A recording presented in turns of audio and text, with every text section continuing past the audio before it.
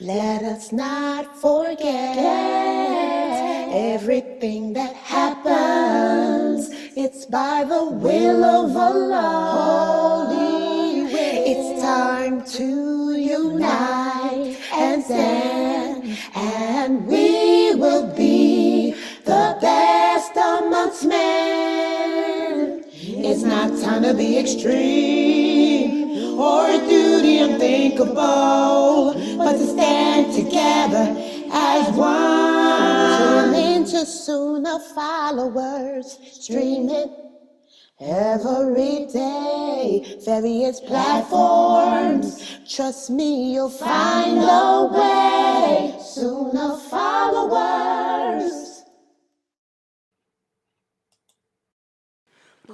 Assalamu alaikum, brothers and sisters. Please join us on Saturdays, 9 p.m. Eastern, for a special presentation. We welcome Dr. Ibrahim Jamali for the Dream Interpretation, exploring the art and science of dreams. Once again, it's Saturday at 9 p.m. Eastern. If you would like to attend, we do ask you to please join the Zoom room to detail your dreams for interpretation. We look forward to seeing you there, and we look forward to having your dream interpreted by Dr. Ibrahim Jamali, streaming right here on Sunnahfollowers.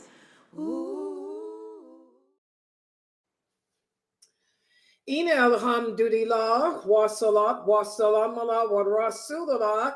I want to let everybody know that the reason I played the commercial for the dreams is because Dr. Jamali is going to do it, inshallah, tomorrow. He had a meeting to go to today, a meeting for Gaza. So that's why we postponed his dream interpretation. So he's going to do it tomorrow at this time. Tomorrow night at this time, Dr. Jamali will do his dream interpretation. So any of you who have dreams, I have one too. Yeah, I got a dream. I got a couple of dreams.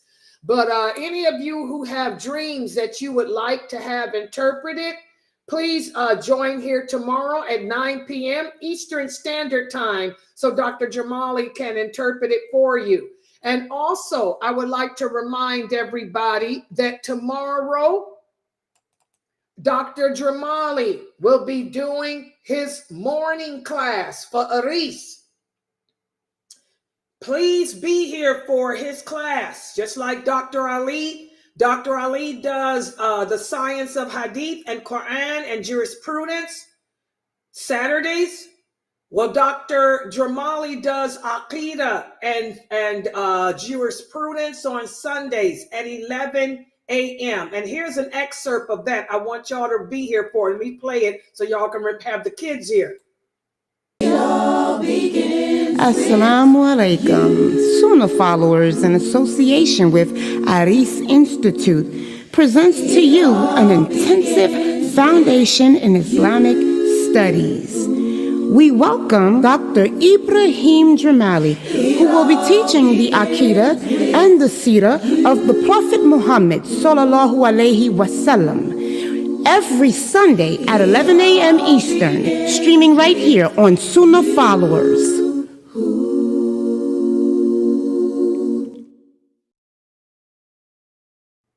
That'll be tomorrow, inshallah, at 11 a.m. Eastern Standard Time. So try to be here and have the children here. For my Sunnah follower kids, I want you guys to participate in that as well. Okay? He's teaching Aqidah, which is the belief system, and also Seerah, the story of the Prophet Muhammad sallallahu alaihi wasallam. And also, I want to remind everyone that tomorrow we also have Mukhtar, Brother Mukhtar's class. And I want to change this. I'm looking at this. Remind me, you know what? For this, I want to be able to see my fireplace because that fireplace relaxes me. I'm going to make another one of these QR codes. But I want to move it up out the way, make it at the top so that I'll be able to see my fireplaces. Okay. All right. But don't forget that tomorrow we have Mukhtar's class too, on the his Sirah on the life of the Prophet too at 7:30 p.m. Eastern Standard Time. So, but I want you guys to remember tomorrow we kick off at 11 a.m. Try to have your kids here and yourselves here at 11 a.m. Eastern Standard Time tomorrow morning for Dr. Jamali and his dream. If you got a dream that you want interpreted, join the Zoom room at 9 p.m. Eastern Standard Time and he can interpret it. Okay, so let's get started on this class. This is our class written by based on the book entitled Articles of Belief. This book was written by Sheikh Muhammad Saeed Atlee. And I put it here where you can purchase this book. You can go to Atlee online and you want to purchase this book entitled Articles of Belief. In addition, purchase the book entitled 55 Hadiths on Behavior and Discipline. And also the book entitled Termites and the book entitled Not One of Us. Those are the 5 different books that we're using in our classes. And those are all written by Sheikh Muhammad Saeed Atlee. And they can all be purchased at www.adleeonline.com. Please buy those books so you can keep up with us here at Sunnah Followers. Yes, I use PowerPoints, but you want to also use the book too, so you can go back and research and teach it to your children. And with that said, I want you to take out your books. And what page are we turning to for them in the book again, Precious? What page for them?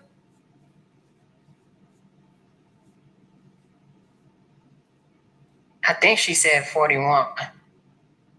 Oh, is it? Because it was 37 on ours, so I don't know what it was on the 39.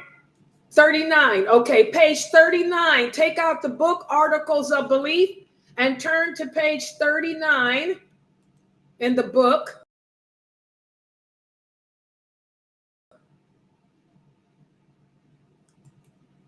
And while I set it up, let me play with that. I need to see my fireplace. So for me to see the fireplace, I'd have to do this if I don't change that QR code thing. Okay, I can do this. Oh, wow. What happens when I do this? Oh, okay, there you go. I can do it this way too to see my fireplace. See, that fireplace is relaxing for me with my anxiety. Okay, I love that fireplace. It makes me calm. Okay, so turn to page, yeah, that page in the book. I'm getting ready to put it up now. Hold on. Yeah, got this down. And what else got to come down? This too. And okay, you guys are going to see a black screen for a minute. Well, let me just take this off. Let me go to YouTube. Facebook. Whatever this is. Zoom room, and put you guys to. Where's my PowerPoint? It's not even open. It's called previous. Okay, let me try you guys again. All right, wait a minute. Hold on, stop. Share to you guys here. All right, that's Zoom. And now for the people here, let me share you guys to my previous PowerPoint, right? There it is. And share it to the screen. Yeah, okay, here we go.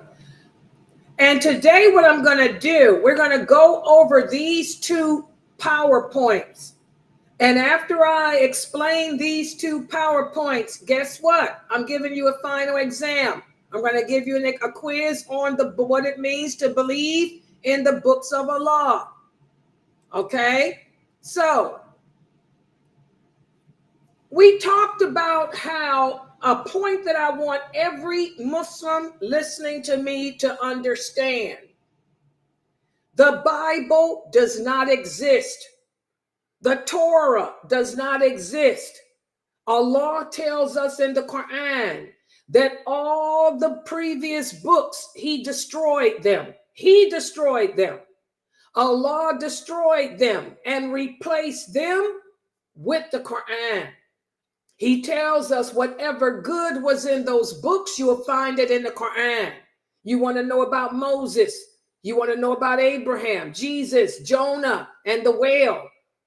You'll find it in the Quran. Okay, you want to know about the Ad, the Thamud people, the ruins of Egypt, and all of that is in the Quran. So the previous books, we as Muslims believe in them, the original books, but we also know and believe that they do not exist anymore. The Quran replaced them all, and the Quran finalized the Bible. It finalized any other book that came before it. Okay, so we're going to speak about this. Allah tells us in the interpretation of the meaning, verily, we it is. It is we who have sent down the Quran, and surely we will guard it, protect it from corruption. Remember, I tell you guys all the time, Allah will protect the Quran. And Allah has protected the Sunnah, the Hadiths too. We were talking about that today, me and Amina Fresno. You know, Allah made it this way. He made it whereas you cannot teach yourself this religion. He made it this way, whereas the Hadiths are not revealed in any in order and all of that. The Quran, even as it is today, is not listed in the order in which it was revealed. Allah did all of this on purpose to protect it from being corrupted, to protect it from being misconstrued like the people did the Bible. You cannot teach yourself the Quran. You cannot teach yourself the Hadiths. You have to learn them from the people of knowledge. You have to learn them directly from a teacher who knows the history, who knows the Sunnah, who knows the stories of the companions and all of that. If they don't have all that knowledge, they can't tell you nothing. So this is the dalil. Allah has guarded it and protected it. It's impossible for anyone to corrupt the Quran, just as it is impossible to corrupt the Sunnah, the Hadiths. So as Muslims, we have to believe that no revelation, there will be no revelations after the Quran. You got the Jehovah's Witnesses, they have their own book that they follow. You have the Mormons, they have their book that they follow. Those books are nothing. They're just trash that man made up. The law is clear. There will be no other books. There will be no other revelations sent down after the Quran. The Quran is for all eternity. The Quran summarizes the previous books.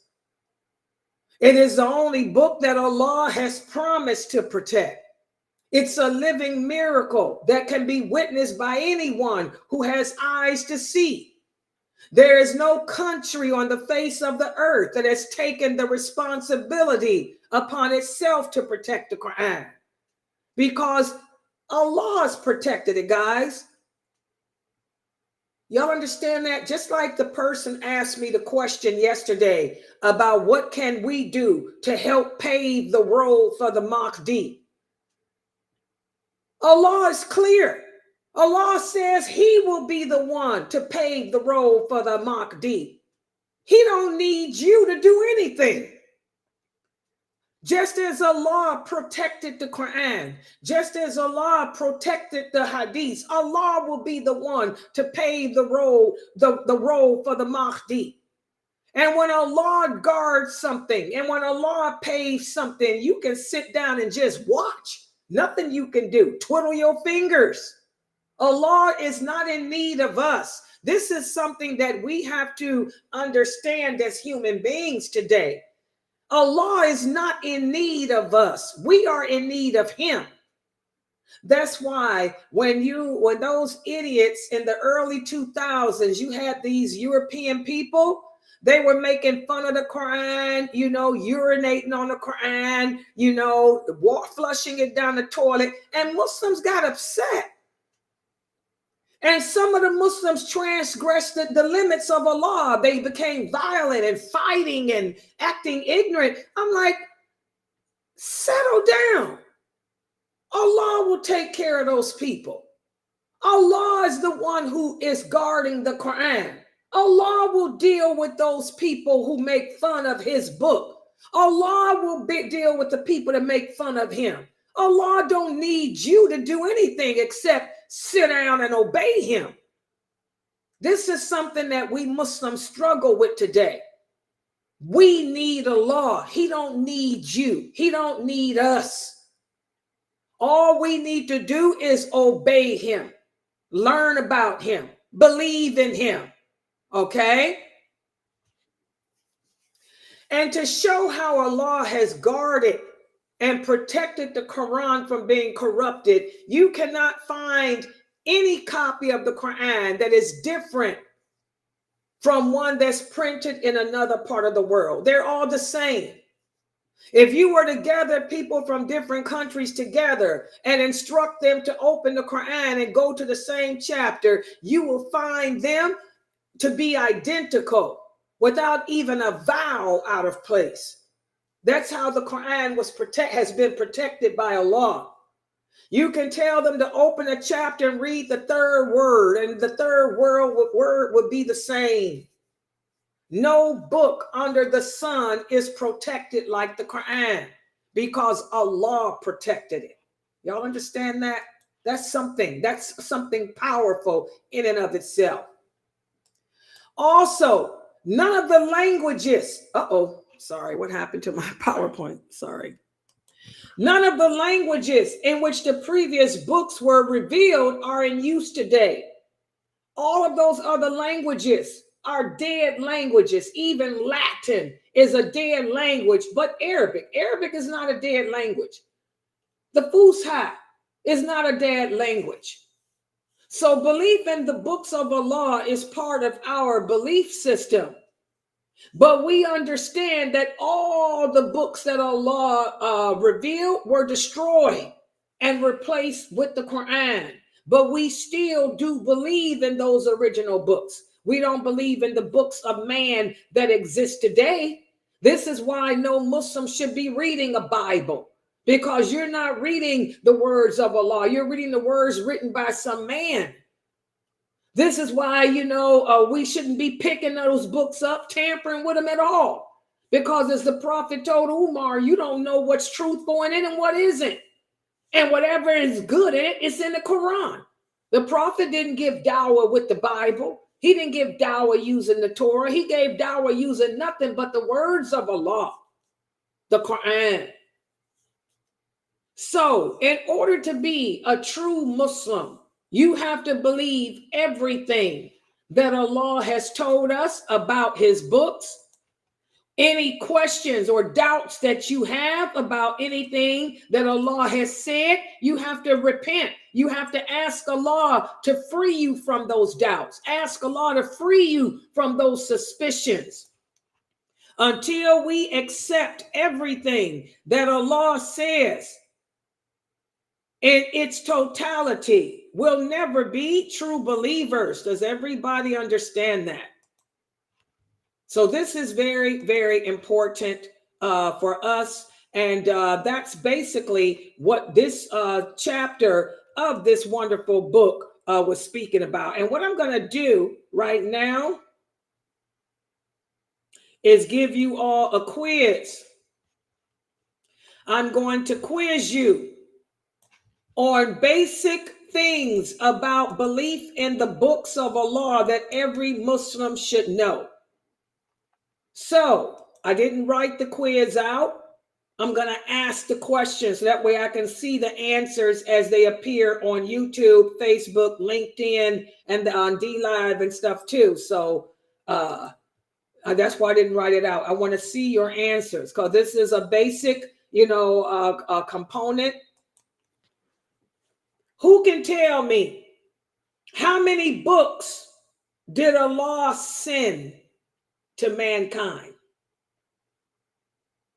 How many books did Allah send to mankind? Who can answer that? We don't know how many books Allah sent because there was a lot of prophets and messengers that he sent, but we do know of what he mentioned, and it was actually 4 of them, which was with the Quran that was sent to the Prophet Muhammad sallallahu alaihi wasallam. It was the Torah that was sent to Moses, it was the Injil that was sent to Jesus, and it was Sabar that was sent to David. Okay, the Psalms, yeah. Okay, good job.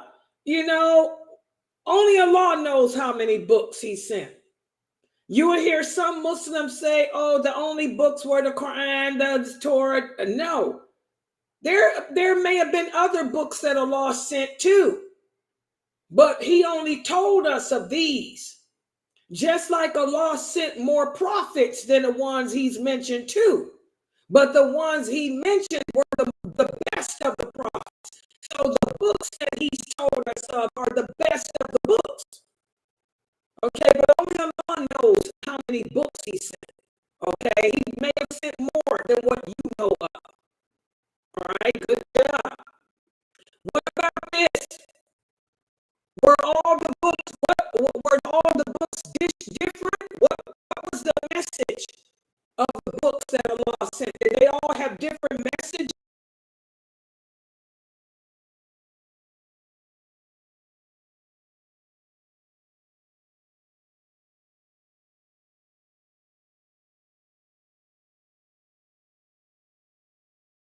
As one. Exactly. I want you guys to remember that. Okay, the message was the same. Every prophet that Allah sent came with the same message. And that message was to worship Allah alone. But like she said, they had different rules. They had different regulations. Okay? Give me some examples of the rules and regulations that was sent to the followers of Jesus. Who can give me an example of a rule or regulation that was sent to them? One rule was when the fishermen, they weren't supposed to fish on their Sabbath, but they tricked them and they threw the nets in the water so that the fish could be caught up in the nets on a day that was not on the Sabbath the next day. So that was one of them. Okay, that's one example. Okay, what's another example of a rule that was sent to Jesus' people that was different than us? Did anybody know any other ones? Isn't one of their rules they're not supposed to eat pork or dye their hair black or something? I didn't hear you mention that, so I didn't write it down. Yeah, that was in all the books. Something that's different for them that was different from us. She gave the fishermen. Allah forbade them to fish on the day of their Sabbath. That's a different rule from us. Okay, what about the Jews? That's easier. That's easier for the Jews. What's something that a rule that Allah sent to the Jews or a regulation sent to them that's different from us? That should be easy, guys. What were some things made haram for Jews? They couldn't eat seafood. MashaAllah, they couldn't eat seafood. Good job. They were forbidden from eating seafood. Scavengers of the sea. Shrimp, shell meat, shrimp, lobsters. What's another prohibition Allah sent to them?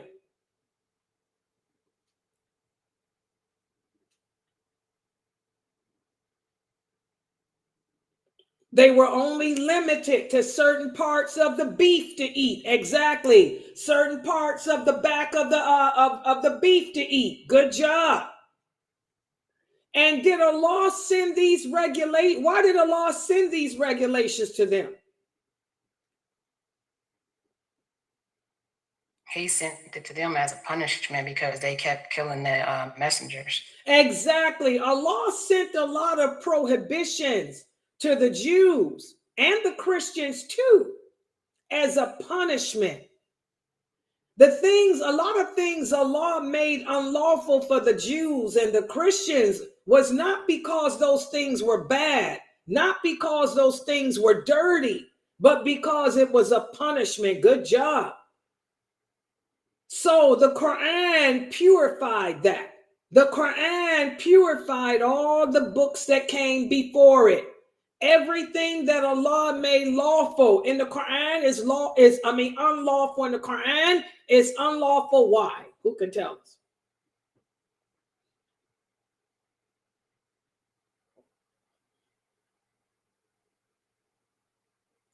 Because whatever he said was wrong is bad and dirty for us. For example, alcohol. And there are some rules that we don't understand, like we can't shave our eyebrows. We don't understand why that's bad, but Allah does. So there's a reason for everything. Exactly. Everything that Allah made haram for us is haram because it's bad and dirty. He didn't make it haram for us as a punishment. He made it haram because it's bad for us. It's dirty for us. And it purified everything that came before it. What does that mean? That means when the Prophet Muhammad sallallahu alaihi wasallam announced his prophethood, he told the Jews and the Christians, these things used to be unlawful for you. They're not unlawful anymore. You have to follow me. Follow me. As you take me as your prophet and messenger. And these things that were once forbidden for you are no longer forbidden because they're no longer forbidden as punishment. They're forbidden. If they're going to be forbidden, it's because they're bad for you. Does everybody understand that? Some of the Jews accepted him and converted. Some of them did not. Some of the Christians accepted him and converted. Some did not. Okay, but the Quran purifies everything that came before it. So it's not haram to eat shellfish anymore. It's not haram to fish on the day of the Sabbath anymore. Okay? Everybody understand that? Okay. Who were the prophets that were sent with books that we know of?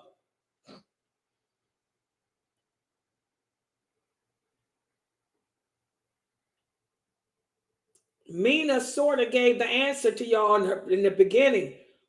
Who were the prophets that were sent with books before us? That we know of. We have Musa alayhi salam. We have Isa. We also have the Prophet Muhammad sallallahu alaihi wasallam. And there's one more. It's just, my daughter said Dawood. Exactly. David, he had the Psalms. Exactly. MashaAllah, those are the ones that we know of that came with books. And we're going to talk more about that when we cover the prophets, alayhi salam, tomorrow. Okay. What else about the books? Okay. Good job, Israel. Good job, Israel. Good job, Fatima, too. What about this? What about this? If there's something in the Quran that you don't agree with, can the Imam change the meaning of it for you? No, he cannot. Y'all agree with her answer? Yeah, I agree. No one can change what Allah says and what the Prophet sallallahu alaihi wasallam told us. No one. It's fine. Exactly. It's final. Good job. What about this? Do the scholars have the authority to make things a haram that Allah didn't make haram? No. No, they do not. And I want you guys to remember that. If it's not mentioned as being haram by Allah, then you could care less what anybody else thinks. Because we're living in the days in which the people are going to make a lot of stuff haram that Allah didn't make haram. Okay? Good job. So, mashallah, these are the basics. These are the basics that we have to believe in regards to Allah's books. You don't have to go try to find them. Are there any copies of the Bible here left on earth? Any copies of the Torah, guys? No, they have been all this time, and man has written whatever they've written for each book. So we cannot go by the Quran. It's final. That's it. Exactly. So I don't want to hear or see any of you reading no Bible. And I know we're living in the days of fitna where we have these Muslim brothers on YouTube arguing and debating with the Bible and going through it. This is not right. This is not right. The Prophet Muhammad would be very angry. If the Prophet Muhammad sallallahu alaihi wasallam were living today, he would be very angry if he saw these famous brothers reading Bibles and debating with the Kafirs and picking and choosing. And what's the dalil that the Prophet would be angry if he saw this? What's the dalil that if the Prophet Muhammad were here today and saw you reading a Bible, he would be very angry? What's the dalil? He would be upset because when Umar radiallahu anhu was, I think he was reading the Torah, the Prophet Muhammad sallallahu alaihi wasallam questioned him about it and questioned why doesn't he think that everything that he's supposed to know would be in the Quran? Exactly. Exactly. If the Prophet Muhammad sallallahu alaihi wasallam got angry at Umar, what do you think he would say to you people? You're not nowhere like Umar in your understanding and closest to Allah. If he got angry at Umar and turned away from him, what would he say if he were living today and saw you Muslim men and women sitting on social media, holding Bibles in your hands, picking verses out to read and try to say which is correct and which is not and how it's similar in this? He would be extremely angry. So we need to think about these things. When we say we believe in Allah, and we believe in his books, do we really? Remember, the Prophet Muhammad sallallahu alaihi wasallam taught us whatever is in the heart is going to emulate through your actions. If you truly believe in Allah, it's going to show through your actions. If you believe in Allah, what are you doing reading these books? Who the heck are you? You think you better than Umar? You think you better than the Prophet sallallahu alaihi wasallam? You say that you a sheikh? You call yourself a scholar of Islam? You call yourself a mufti of all things, astaghfirullah. That's a term of arrogance anyway.